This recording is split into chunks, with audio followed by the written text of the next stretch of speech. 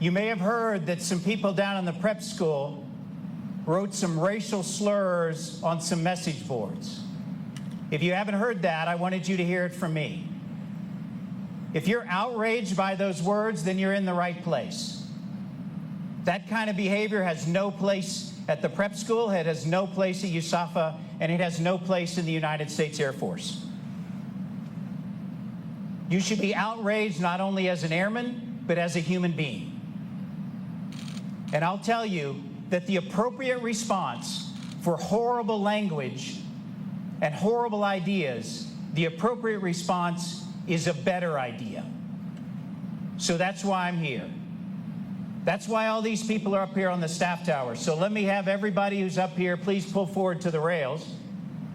Also, there are so many people here, they're lining the outsides along the windows. These are members of the faculty, coaching staff, AOCs, AMTs, from the airfield, from my staff, from my headquarters. All aspects of the 10th Air Base Wing, all aspects that make up USAFA and the United States Air Force Academy. Leadership is here. You heard from Brigadier General Goodwin. Brigadier General Armacost is here. Colonel Block from the Athletic Department is here. Mr. Knowlton is in Washington, D.C. right now. That's why they're here. That's why we're all here, because we have a better idea. Some of you may think that that happened down in the prep school and doesn't apply to us. I would be naive, and we would all be naive to think that everything is perfect here.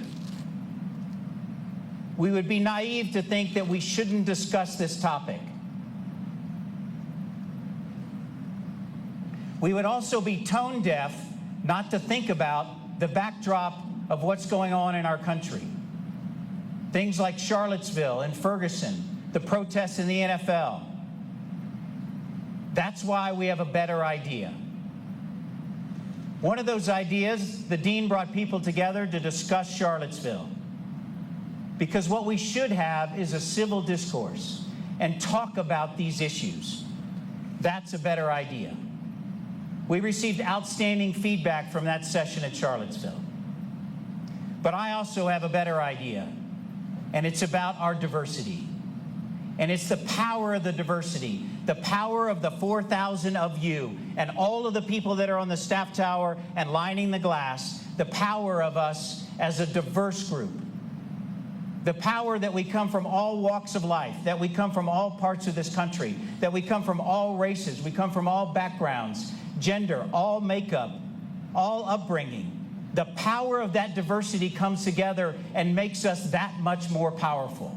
That's a much better idea than small thinking and horrible ideas.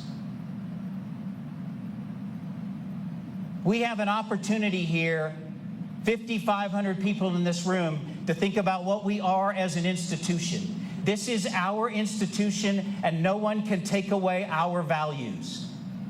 No one can write on a board and question our values. No one can take that away from us. So just in case you're unclear on where I stand on this topic, I'm going to leave you with my most important thought today. If you can't treat someone with dignity and respect, then you need to get out. If you can't treat someone from another gender, whether that's a man or a woman, with dignity and respect, then you need to get out. If you demean someone in any way, then you need to get out.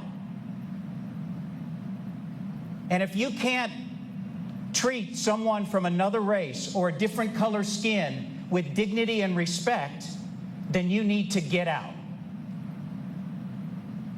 Reach for your phones. I'm serious. Reach for your phones.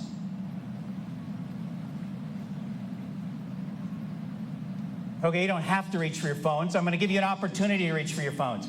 Grab your phones. I want you to videotape this so that you have it, so that you can use it.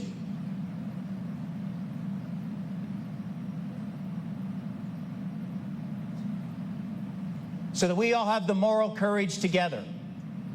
All of us on the staff tower, lining the glass, all of us in this room. This is our institution. And if you need it, and you need my words, then you keep these words. And you use them, and you remember them, and you share them, and you talk about them. If you can't treat someone with dignity and respect, then get out.